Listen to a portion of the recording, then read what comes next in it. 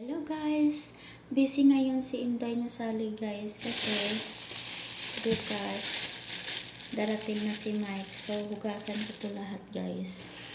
Ang mga prutas na binili ko para sa kanya. Kasi dumating na siya bukas. Tapos ako may duty ako bukas guys. So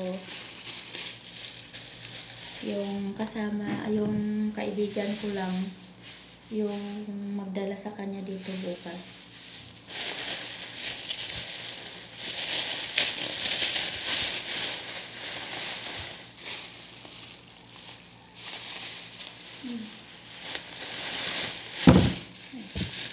Igasan ko ito lahat.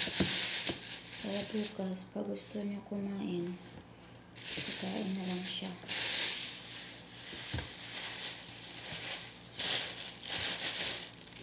Ang laki ng apple guys.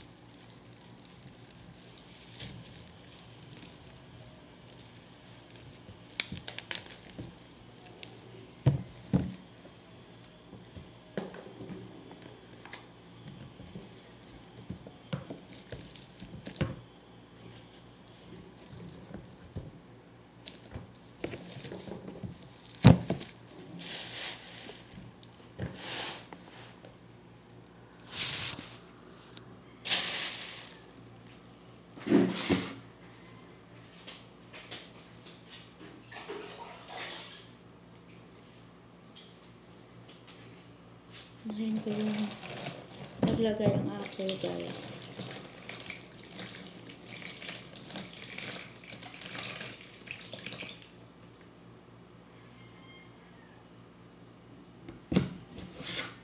Naglagay din ako guys.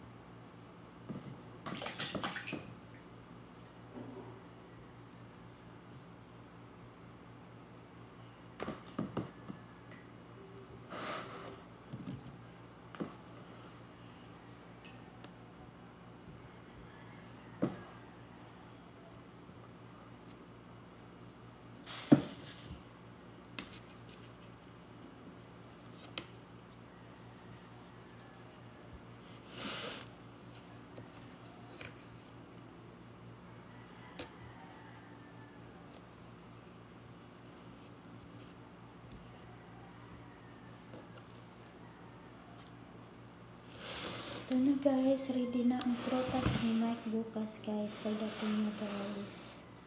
Apple, grapes, mango, orange. Ready na para bukas pagdating nakakain na lang siya guys.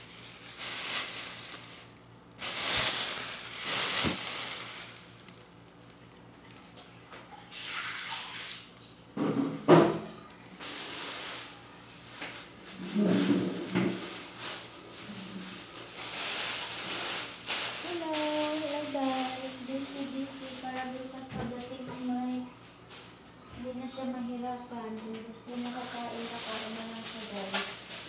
Pagdating yung bukas.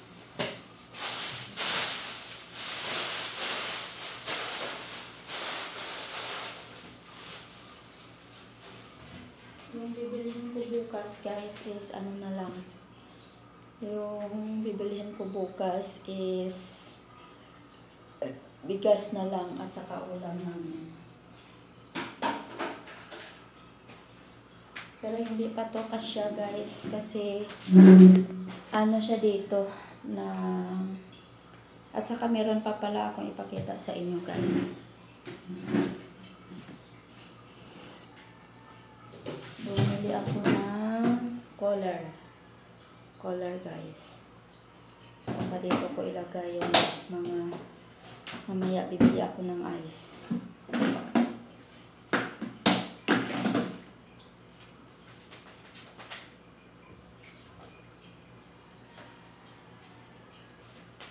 Linis na to guys kasi kanina hinugasan ko to. Munti ko na nakalimutan guys. Yung mga tubig at saka soft drinks pala ilagay ko dito.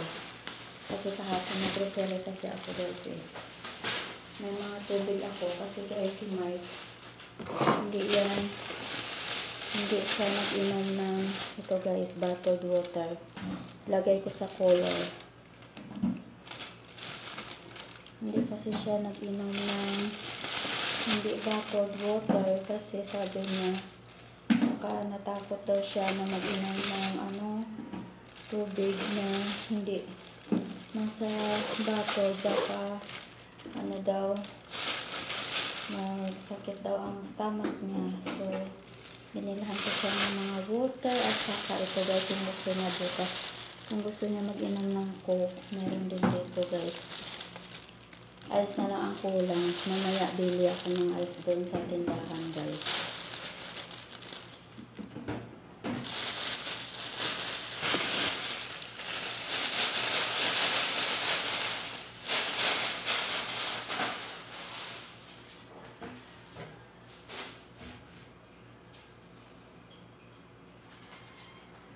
Ready na talaga guys ang lahat. Soft drinks niya, tubig at saka ito guys, ang bigat pala guys. Ito guys, so bigat. So, ang bigat.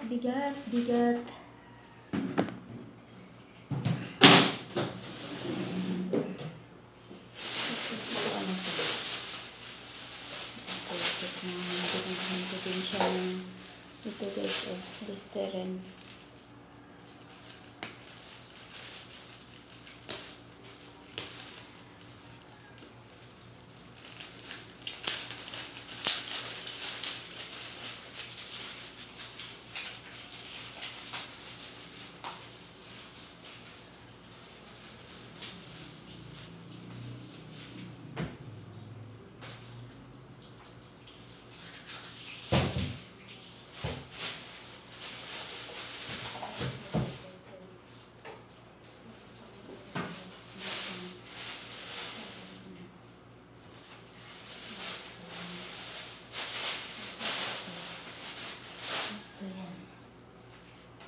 Hello. Ito lang to guys.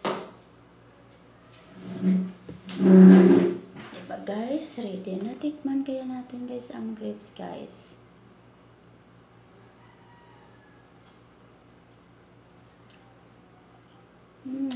Sarap.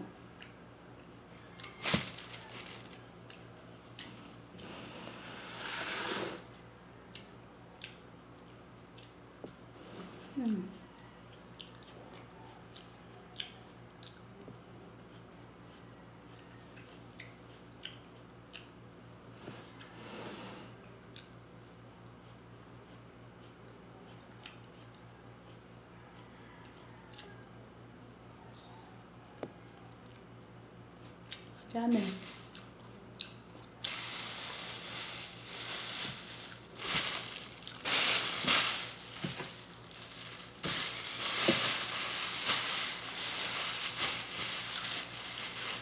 Pagdating niya bukas ito guys, hindi na siya magutuman kasi kung gutom siya guys, meron siyang prutas na makain. Kasi, opinion ko bukas, hindi ako makaluto ng pagkain niya bago ako umalis dito. So, napag-isipan ko na bibili na lang ako ng prutas para pagutumin siya, may makain siya dito guys. At saka meron naman tubig dito na binili ko. Kasi hindi pwede na pabayaan ko sa guys kasi bukas ang pagdating niya dito, siya lang guys, iwan ko lang yung susi sa kaibigan ko. Tapos yung kaibigan ko, siya naman dito ang magdala kay Mike kasi hindi pa kasi alam ni Mike kung saan ako lumipat na apartment. So, yung kaibigan ko yung magdala dito sa kanya. Kaya, mamaya hindi pa ako tapos guys, pag matuyo yung binili ko na bedsheet at saka blanket, ano ko to, palitan ko to mamaya yung ano namin, yung bedsheet namin at saka yung mga ano ko, yung mga pillowcase ko, ipalitan ko pa yan mamaya. Kasi happy na ako guys na kahit pa paano hindi ako pinapabayaan ni Mike. Andiyan palagi si Mike na tumutulong sa amin ng mga anak ko. So, susuklian ko din siya sa mga kabutihan na ginawa niya sa amin. Kasi napakabait, napaka-bless ko talaga na dumating si Mike sa akin. Kasi simula nang dumating siya sa akin, kahit pa paano, hindi na kami nahirapan ng mga anak ko. So, thank you for watching. God bless you all guys. Thank you. God bless.